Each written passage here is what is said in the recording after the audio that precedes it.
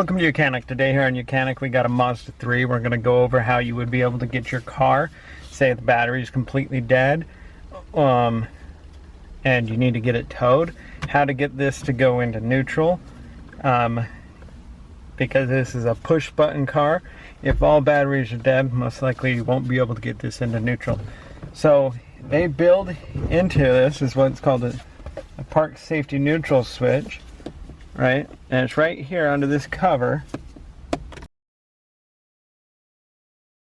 So just pop that cover off, and then if you got a long screwdriver,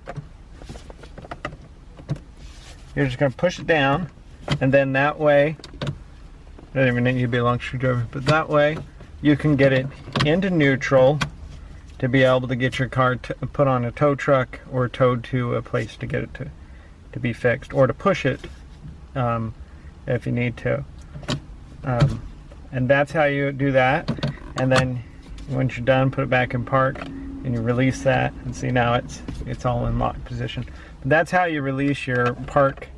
You just pop that cover, park switch, just push the key thing down, and then you can move the gear selector without the key if you've lost your key. Thanks for watching YOUCANIC, where you can be the mechanic.